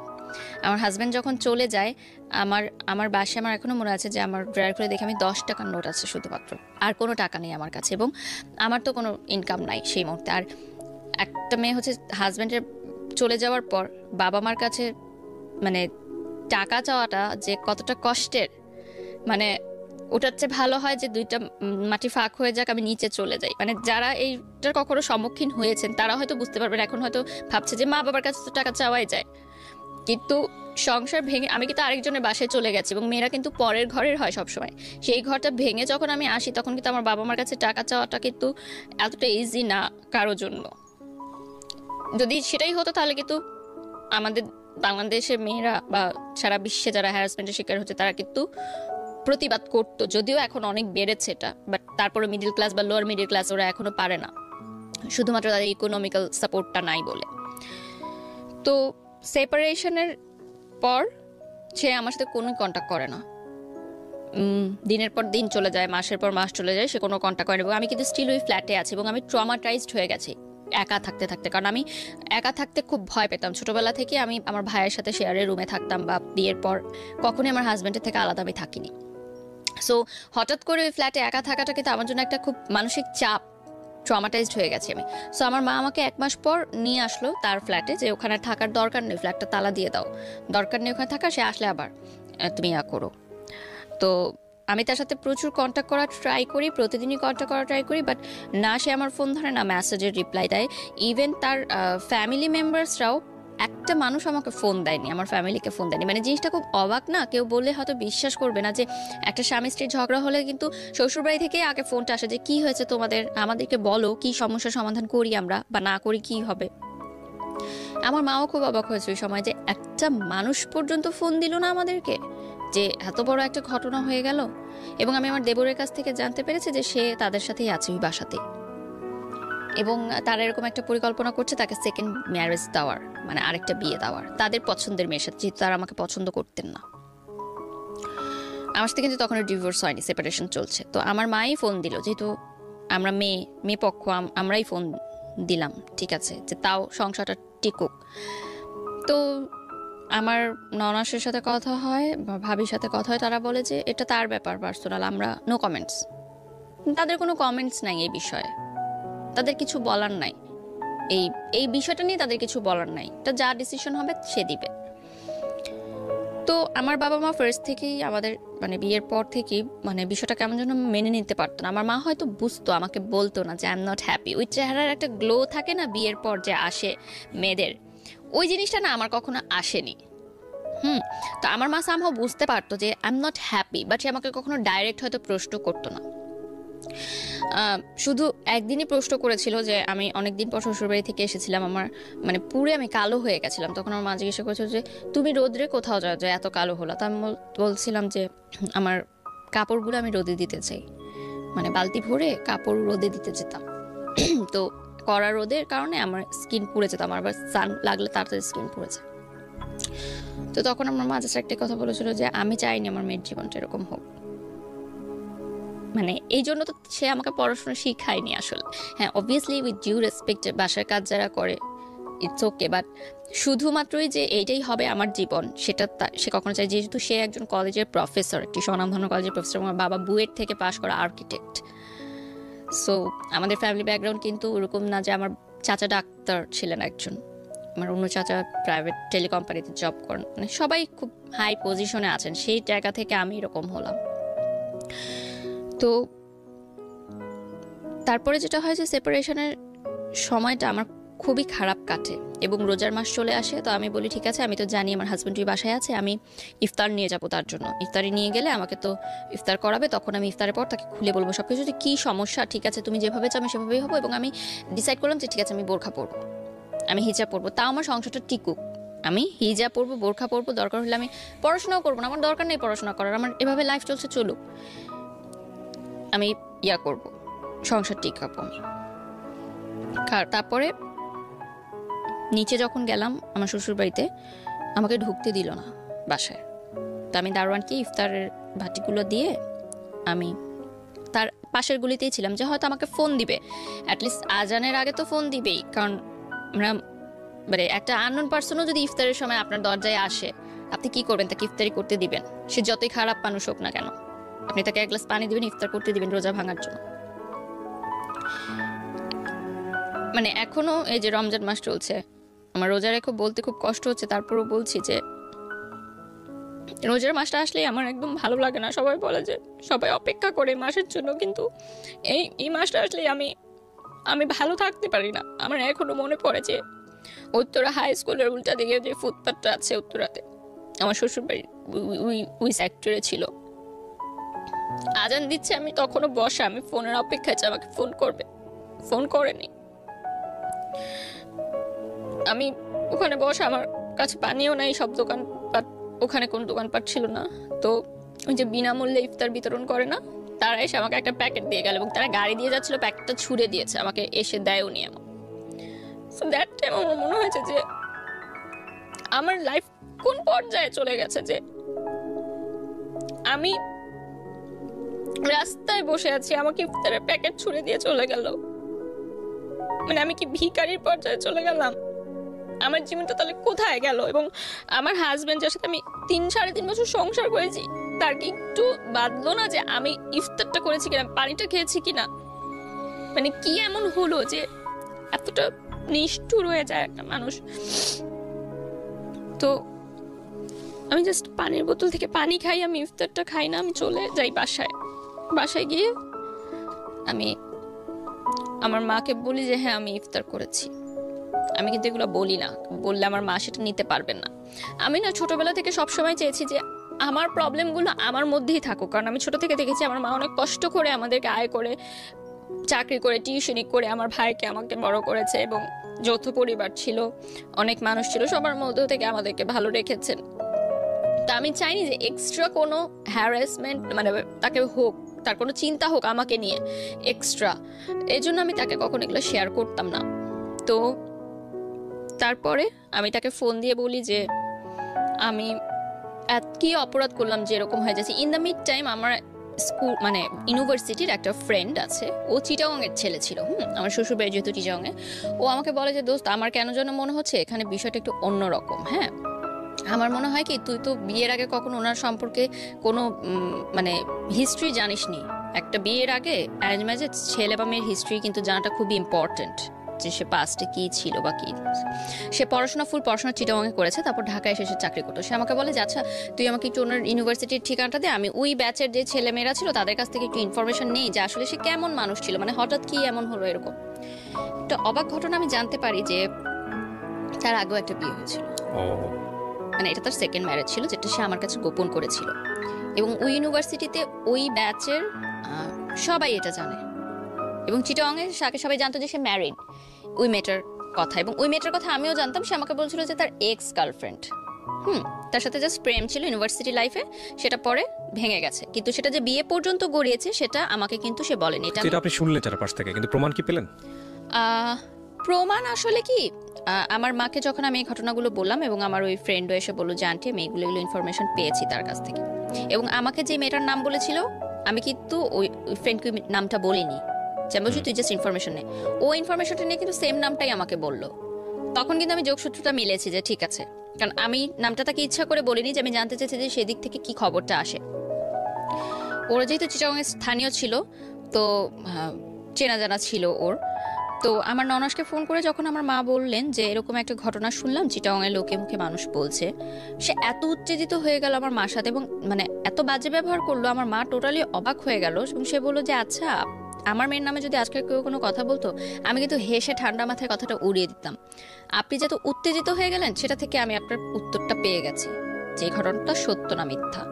এবং তার 5 মিনিটের মধ্যে আমার হাজব্যান্ড আমাকে ফোন করবে, তুমি পাগল হয়ে গেছো, এই সেই অনেক নানান কথা বলে, যে আমার নামে তুমি মিথ্যা কথা রটাচ্ছ। যাই হোক, বলার পরে আমি তাকে বলি যে ঠিক আছে, তুমি ইয়া করো, মানে সেপারেশনের 1 মাস পরের ঘটনা বলছি। 1 মাসের মধ্যে কিন্তু এগুলো হয়েছে, যে রোজার মাসে। তো তখনও রোজা কন্টিনিউ, কিন্তু তো আমি খুব কম খাওয়া দাওয়া করতাম। এর মধ্যে আমি মানে মনে হয়েছে আমার যে আমি আবার কনসিভ করেছি। তো আমি তাকে যখন বলি, এটা দেখা হয়, আমি তাকে বলি যে আপনার সাথে আমার কিছু জরুরি কথা আছে, আমি আপনি করে বলতেন, আমি একটু আপনার সাথে দেখা করতে চাই।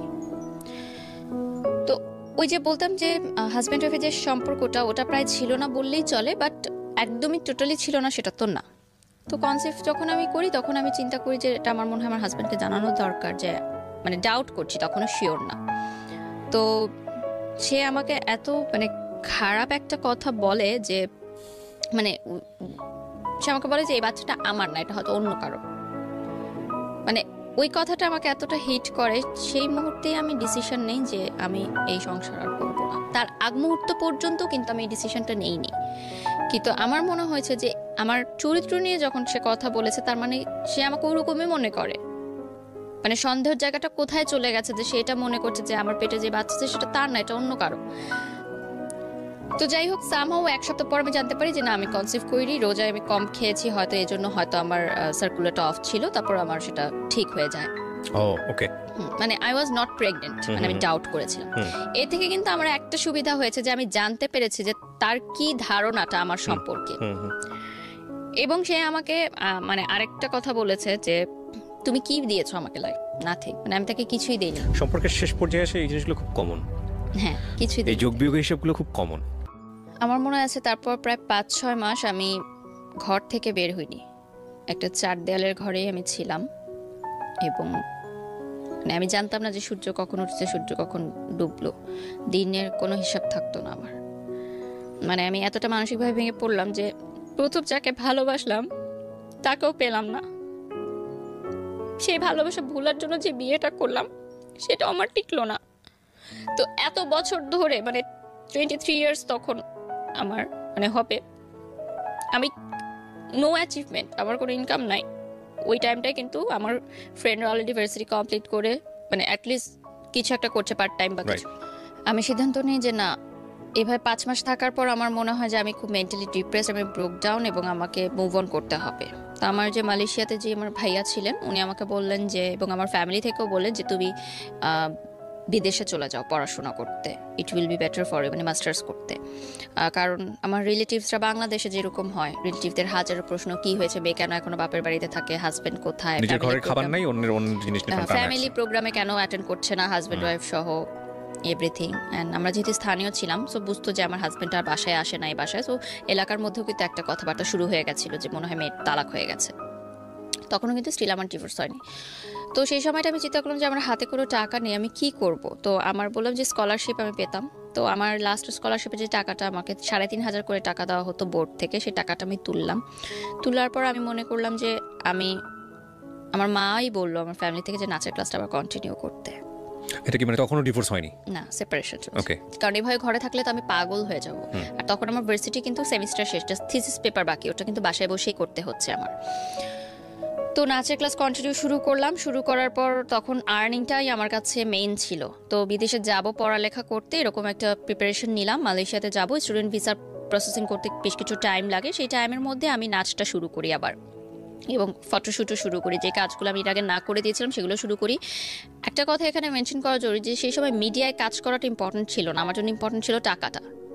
আমার চলতে হবে, আমার টাকাটা লাগবে। এবং আমি স্টুডেন্ট ভিসার জন্য যেই সব প্রিপারেশনের খরচ লাগছে, যাওয়া আসা বা টুকটাক যে খরচ, ওগুলো চাচ্ছিলাম যে আমি দিই। বড় অঙ্কের টাকাটা আমার পরিবার থেকেই দেওয়া হয়েছে, আমার মা যথেষ্ট সহযোগিতা করেছে সেদিক থেকে।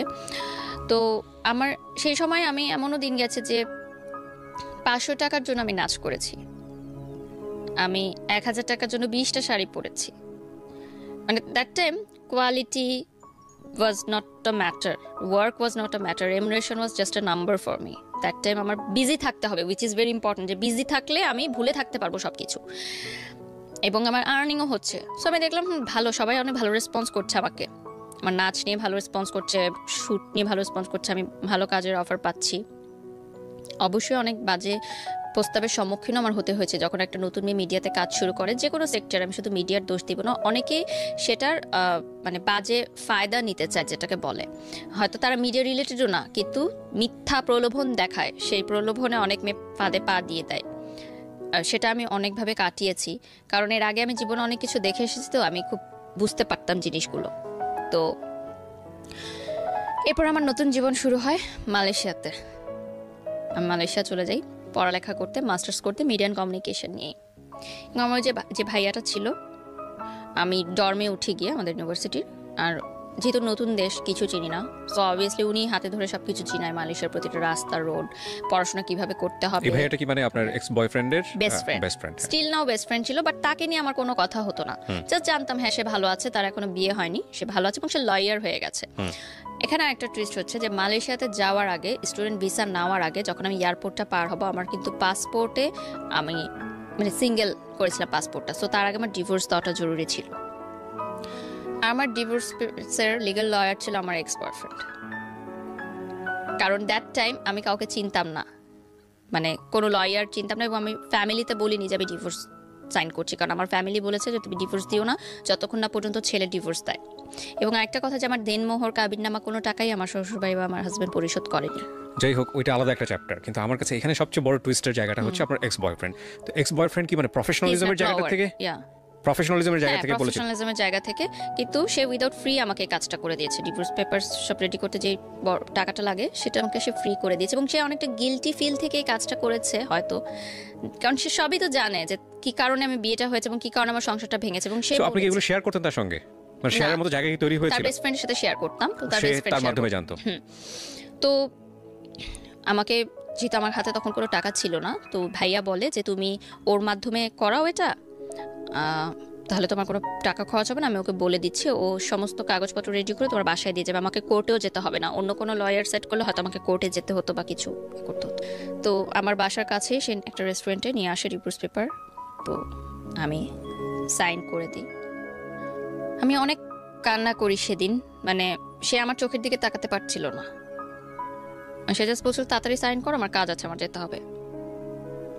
মানে আমি সেদিন প্রথম লাইফে এত বছরে তার সাথে মানে একটু লাউড কথা বলেছি যে আমি এখানে ডিভোর্স পেপার সাইন করতেছি আর তোমার এখনো কাজের তারা, তুমি কি বুঝতে পারছো আমার জীবনটা এলোমেলো হয়ে গেছে তোমার জন্য? সে আমার চোখের দিকে তাকাতে পারছিল না, একবারও সে তাকায় নাই, আমার দিকে মুখ তুলেও সে তাকায় নাই, এবং মানে এমন একটা অ্যাটিটিউড করছিল যে সে চিনে না আমাকে, আমি কে, সে একজন লয়ার, আমি তার ক্লায়েন্ট। তো ডিভোর্স পেপার সাইন করার পর আমি মানে বাসার গেট পর্যন্ত ঢুকে আমাদের সিঁড়িঘর থেকে আবার দেখা যায় যে সিঁড়ি দিয়ে উপরে উঠছি কিনা, সিঁড়িঘরে একটা জানালা আছে, তো আমি জানালা দিয়ে দেখি সে নিচে দাঁড়িয়ে আছে, দেখার জন্য যে সিঁড়ি দিয়ে উপরে উঠছি কিনা উপরে। তো উপরে উঠার পর আমি তাকে ফোন দিই, আমি কি ব্যাপার তুমি তাকিয়েছিলা কেন, আমি জাস্ট দেখতে চাচ্ছিলাম তুমি সেফলি ঘরে পৌঁছালো কিনা। মানে সেও বুঝেছে যে এই সিচুয়েশনটা যে একটা মেয়ের হচ্ছে সেটা সেই ঘটনা থেকেই। তখন আপনি তাকে লাভ করেন? লাভ করি, বাট মানে তখন এমন একটা ইয়া ছিল যে সে ফেরত আসলে আমি তাকে কখনো গ্রহণ করব না। বিশাল একটা অভিমান বা পর্দা তৈরি হয়ে গেছে যে এখন এত কিছু হয়ে গেছে, এখন তো আর পসিবল না, ভয়ঙ্কর রকমের একটা কষ্ট, ঘৃণা। হ্যাঁ, স্টিল লাভ করতাম। আরো কষ্টটা ছিল যে যেই মেয়ের কারণে আমাকে ছেড়ে গেল সেই মেয়ের সাথে কেন তাহলে তুই থাকলি না। এটা তো খুশি হওয়ার কথা, হিউম্যান নেচার সেটাই বলে। কিন্তু আমার কাছে বিষয়টা অন্য, যে আমার ভালোবাসার মানুষ যদি আরেকজনের সাথে হ্যাপি থাকে তাহলে আমি চলে যাব, সে হ্যাপি থাকুক, বাট সে যদি হ্যাপি না থাকতে পারে সেখানে আমার প্রবলেম, যে তাহলে তুই আমাকে ছাড়লি কেন, মানে আমি এভাবে চিন্তা করি। তো যাই হোক, আমার মালয়েশিয়াতে নতুন লাইফ শুরু হয় ডিভোর্স দেওয়ার পর, এবং এরকম একটা লাইফ আমি কখনো দেখিনি। আমার প্রথম প্লেনে ওঠা, প্রথম বিদেশে যাওয়া, প্রথম সবকিছু দেখা। By the way, plane journey is very boring. আমি আমার ওঠার আগ পর্যন্ত আমি মানুষকে জিজ্ঞেস করতাম যে প্লেনে উঠছেন কেমন লাগছে, উঠছেন, খুবই বোরিং একটা জার্নি, এ ব্যাপারে কোনো সন্দেহ নাই। এর চেয়ে ভ্যানে চড়া অনেক ভালো, 4-5টা দেখা যায় অ্যাটলিস্ট। ওকে, যাই হোক, তো ফার্স্ট ডে রঙিন দুনিয়া, সবকিছু মানে খুবই ভালো লাগা শুরু হলো, সব এক্সাইটমেন্ট তো নতুন করে শুরু করা। তো তার মধ্যে কষ্টটা তো ছিলই। তো ওই যে বড় ভাইয়াটার কথা বললাম, that time he was single, এবং সে কিন্তু ছোট থেকে আমাকে দেখে আসছে যে আমি কিভাবে বড় হচ্ছি, একদম ক্লাস 7 থেকে। তো 1 মাস মালয়েশিয়াতে থাকার পর মানে ওনার বন্ধুরাই আমার বন্ধু হয়ে গেল, উনি সবখানে আমাকে নিয়ে যেতেন ঘুরতে, বিভিন্ন মালয়েশিয়ার বিভিন্ন দর্শনীয় স্থান দেখাতে, ঘোরাটোরা হলো। তো 1 মাস পরে সে মানে আমি হালকা হালকা বুঝতাম যে সে আমাকে পছন্দ করে, সামথিং মানে থাকে না যে বন্ধু যে একটু বেশি সম্পর্কটা একটু কেয়ারিংটা, তো আমি বুঝতে পারতাম যে মেবি সে আমাকে লাইক করে, বা হতে পারে এটা সিম্প্যাথির জায়গা থেকে, বা অনেক বছর ধরে চিনে বা নতুন জায়গায় এসেছি, সেটাও আমি কখনো এক্সপ্রেস করিনি, যেটা আমি বুঝতে পারছি।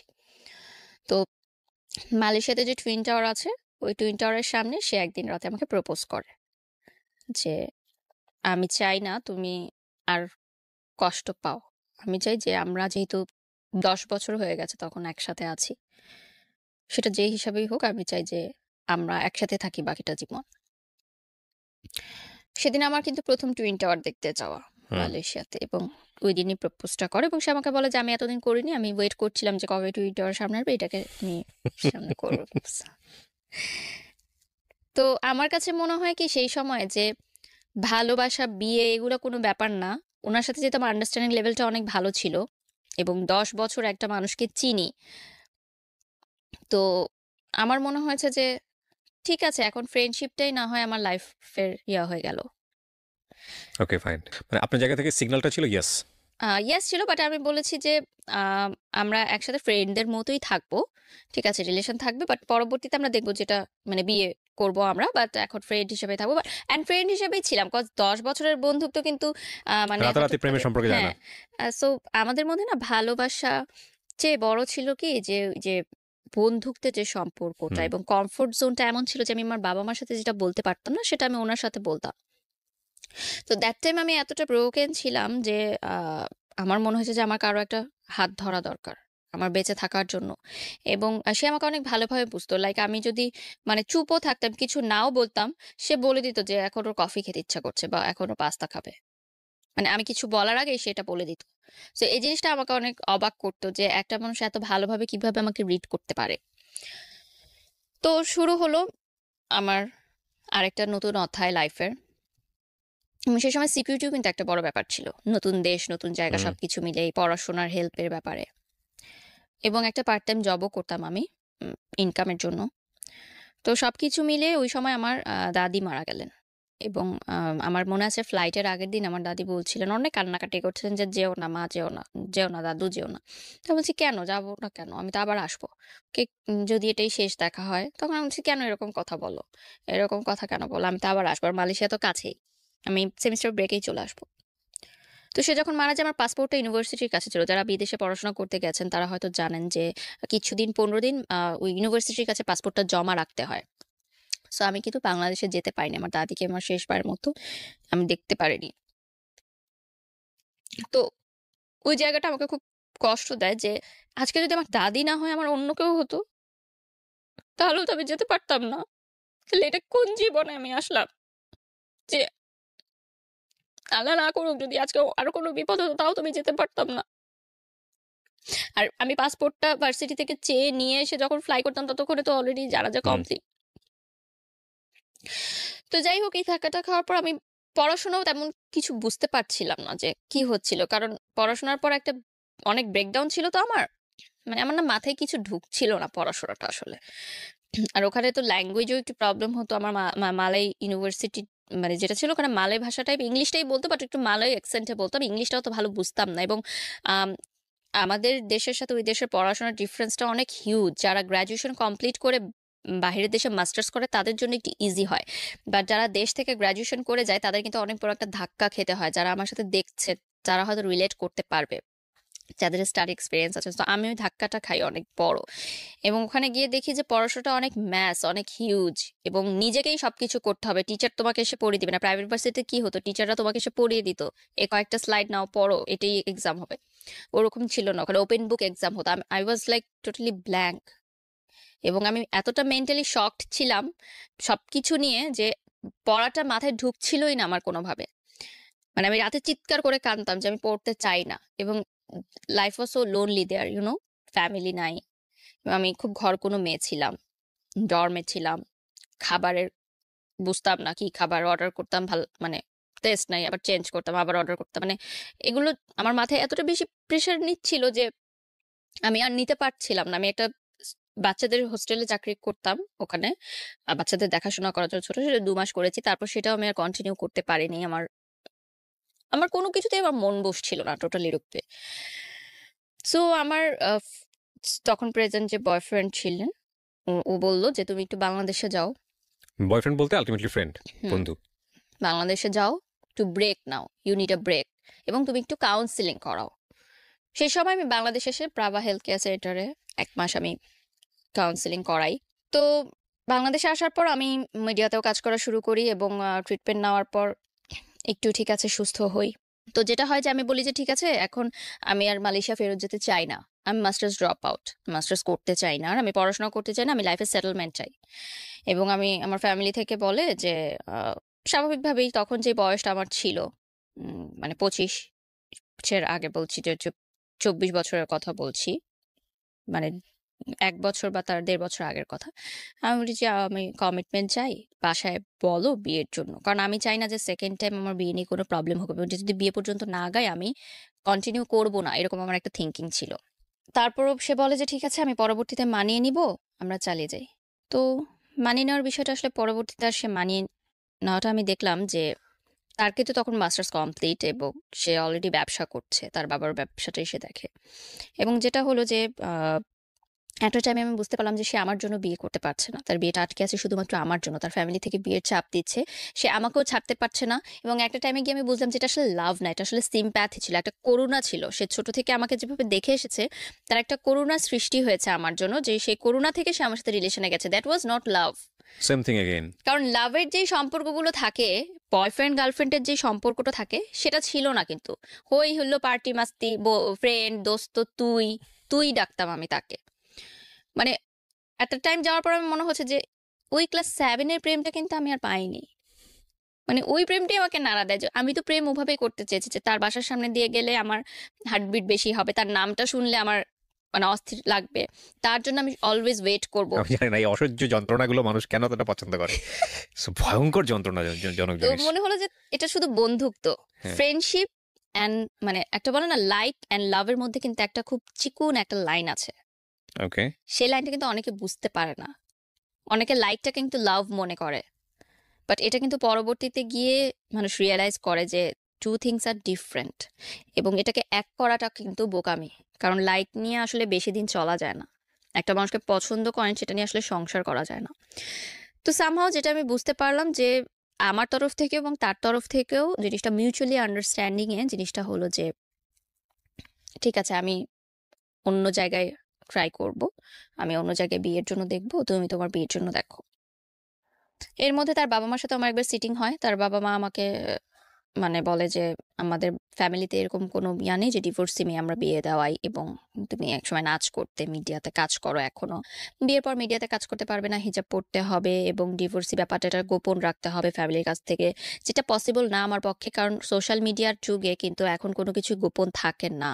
যেহেতু আমি আমার হাজবেন্ডকে নিয়ে অনেক পিকচার শেয়ার করতাম এবং স্টিল 4 ইয়ার্স হয়ে গেছে আমার ডিভোর্সের, এখনো মানুষজন ছবি আমি কোনো একটা ছবি পোস্ট করলে সেখানে আমাকে প্রচুর বাজে মন্তব্য পেতে হয় মানুষজনের। আজকের এই এপিসোডটা দেখার পর হয়তো অসংখ্য যারা বাজে বাজে কমেন্ট আসবে, অসংখ্য বাজে মন্তব্য কমেন্ট আসবে। করতেন তারা হয়তো কিছুটা হলেও বুঝবেন যে এমন আমাকে শুনতে হয়েছে যে হাজবেন্ডের টাকায় 4 বছর প্রাইভেট ইউনিভার্সিটিতে পড়ে তারপর ছেড়ে দিয়েছে। না আমি যে কথাটা বললাম যে অসংখ্য বাজে মন্তব্য আসবে, হুম। বাজে মন্তব্য আসবে, কিছু থাকে না যে বোঝেই না, হুম হুম হুম। জাস্ট একটু দেখেছে দেখেই ওখানেই কমেন্টস করা শুরু। মানে ফেসবুকটা হয়ে গেছে কিছু কিছু মানুষের জন্য, কিছু কিছু না অনেক মানুষের জন্য আমি বলবো ইটস হিউজ গ্রুপ। সোশ্যাল বুলিংটা বন্ধ করা সোশ্যাল দরকার। বুলিং অ্যান্ড ইটস লাইক মানে নিজের যত রকমের প্যাম্পার্ড অবস্থা আছে, যত রকমের ফ্রাস্ট্রেশন আছে সেটা উগরে দেওয়ার জায়গা হচ্ছে ফেসবুক। এবং যখন আমার রিলেশন হলো আমার আগের হাজবেন্ডের ছবিগুলো কিন্তু তাকে ইনবক্স করতো দুনিয়ার মানুষ, চিনি না, চেনে না। বলতে যে আপনি কি জানেন ওনার এর আগে বিয়ে ছিল, এই দেখেন ওনার হাজবেন্ডের ছবি ভিডিও সহ।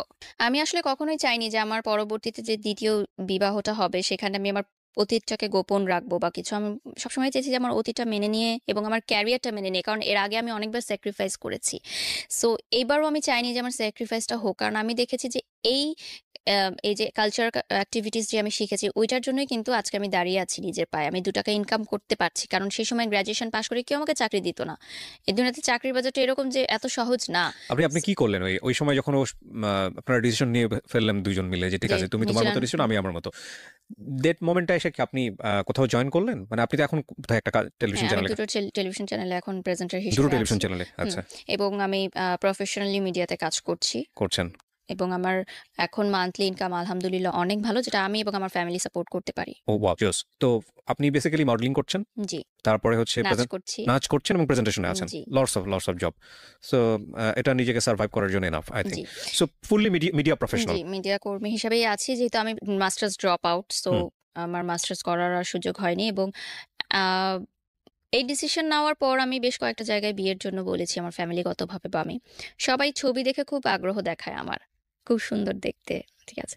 যখন শুনে যে ডিভোর্সড এবং আর নাচ করে রিপ্লাই এবার। নাই, ডিভোর্স পর্যন্ত শুনে, নাচটা আর শুনে না, প্রফেশনটা তো পরে। যখনই আমার ফ্যামিলি থেকে বলে বা আমি বলি আর কোনো রেসপন্স দেয় না। আমার মনে হয়েছিল যে একটা পর্যায়ে যে একটা দাগ লেগে গেছে গায়ে, এটা আর কখনো মুছতে পারবো না আমি।